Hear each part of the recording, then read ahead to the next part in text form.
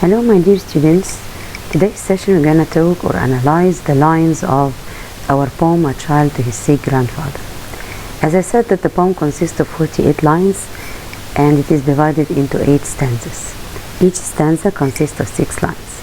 We're going to start with the first 6 lines. Granddad, they say you are old and frail, your stiffened legs begin to fail, your stuff no more my pony now, supports your body bending low, while back to wall you lean so sad, I am vexed to see you dead. As you can see, when the speaker starts talking, he is describing his granddad, and it's very clear in the addressing, in the first word, which is written in capitalized, granddad. So he is addressing his granddad. And of course the usage of the pronoun you and your, in order to show you that he is completely talking about his grandfather or granddad. Bear in mind, granddad or dad is referring to the granddad or grandfather. Okay? So our poem is talking here about the nostalgia, okay? Remembering the good things that he used to do with the grandfather. Okay? So he's remembering, this is the fond memory between the child and his grandfather. Okay? So the speaker is addressing his grandfather. He associates him with, unfortunately, age and weakness when he said old and frail. When he said stiffened legs begin to fail, it means that his rigid legs start to not strong enough in order to carry the granddad. They are shaking out of pain or because of old age. Okay. Again, he is talking about the past time when they were always together. He's give us an example for their feelings or how they used to do, what they used to do together when they were talking about your stuff. The stuff here is the stick that the grandfather is now using in order to hold it and bend and try to walk using the stick. This stick, the boy used to use it as a toy, okay, with a pony head. Okay, he used to use the stick as a toy, but now the grandfather needs the stick not to play but to help him or support him to stand or to walk and so on. So the poem begins with the speaker directly addressing the main character, our granddad. This person is depicted very clearly from the start. It was very clear when he mentioned granddad at the very beginning, capitalized, and he's talking about his physical problems and the old age of the granddad. The granddad, of course, unfortunately, he has a lot of memories with the boy or with the child, so the child cannot forget all the memories they had together.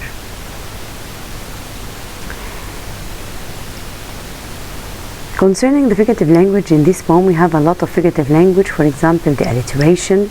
As we said before, the alliteration is the sound at the beginning of every word, if it is repeated or not. Like, for example, in line 3, no and now, and in line 3 also, more, my, the M sound.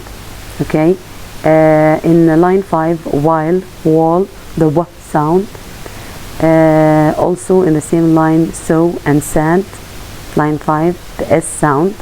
Okay, so this is alliteration. We have a lot of alliteration in the lines of the first stanza, and of course there is a lot of imagery when he's trying to make us visualize the picture of the old granddad and how weak he is by mentioning they are saying old and frail, okay, rigid, stiffened legs, while back to wall you lean so sad. He wants you to imagine how the granddad is very weak, how he cannot move, how he needs support either by using a stick or by leaning on the wall because he can't stand. Okay, so this is called imagery. Of course we have also some consonants and assonants. If you remember what's meant by consonant, the consonants is the repetition of the consonant letter in a word. It is not a must to be at the beginning, the repetition of the sound at the beginning of each word. No, it can be in different places. Like for example the word say, a, okay. While, wall, the L sound, okay. Vex, C, the C. Is there a consonancy? No, there is no, because here I have short vowel E, and here it is a vowel, not a consonant letter. So this is what I want to show you, that the difference between the consonants. I'm repeating a consonant letter like the Y, for example, or like the L.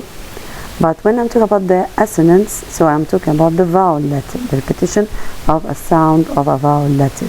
Like for example, no more, okay, the O sound, okay.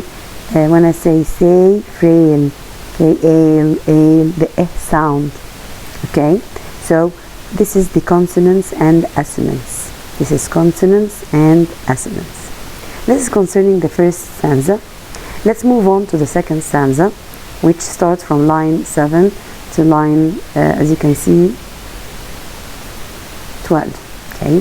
So he started by saying, he used to smile and stroke my head and tell me how good children did, and now I want not how to be. You take me seldom on your knee, yet nevertheless I am right glad to sit beside you, Dad. Here in this poem, again, it's a kind of nostalgia, remembering good stuff they used to do together. So he's remembering how his granddad used to stroke his head, to tap on his head, to tell him how good he is, how to show kindness. Okay, so the child here remembers the action of the granddad.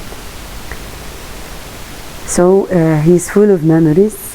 He doesn't know how to act for such an illness, and of course he's sad, or he's upset, because he no longer can sit on his grandfather's knees or granddad's knees. But on the other hand, he's still glad that he is able to sit next to him and keep his company. So you see the internal conflict in the child's mind. He doesn't know what to do. He wants his grandfather. The grandfather is very sick. He can't do anything with the grandfather as they used to do. They cannot play. The child cannot sit on his lap. The grandfather is not stroking his head as he used to, or tap on his head to give him confidence, to give him relief, to show the bond between them. But the boy, or the child, is still there for the granddad. What he matters for him is his company. So he is satisfied with the company of the granddad. He's satisfied with the company of the granddad. Also, if you looked at the literary devices mentioned here, is the repetition. We have a lot of repetition in stanza 1, in stanza 2, in most of the poem. So we have the repetition of you, your, it is repeated a lot of times. Also the repetition of how, because he's describing, okay, how he can do this, how he is not there, how, okay, he's emphasizing or expressing the what's going on. He's describing, so he's using a lot of how, okay. And since he's addressing the granddad, so he's using you and your, okay. Also there is a kind of refrain. There is a refrain in the poem, which is the repetition of the word dad. In most of the stanzas, you're going to find it later on, that most of the stanzas, it ends with the word dad, okay. It's a direct address to the granddad. Okay. So I have repetition and I have a refrain for the word dad mentioned all over the poem. In every stanza you're going to find the word dad mentioned. Also we have a lot of alliteration, like the word smile and stroke. Yes, alliteration should be in the same line. Alliteration, assonance and consonants should be in the same line. Okay, so like the word, for example, smile and stroke, the S sound. The word now and not, the N sound. So this is alliteration. Also when we talk about if we look at the lines, can we find any contrast, any alliteration, any personification, any metaphor? Okay, these are the figurative language that we are talking about. Okay, of course we have a lot of imagery when he said, you used to smile and stroke my hand. is giving us a direct image of how the grandfather was dealing with the child. Okay, so the imagery here is in line 1. It's very clear.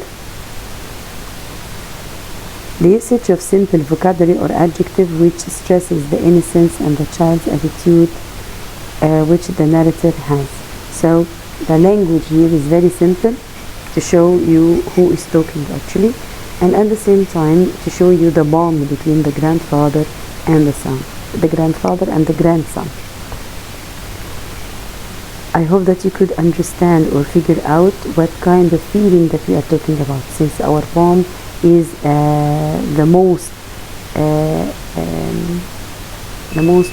understandable poem concerning feelings. It's describing feelings.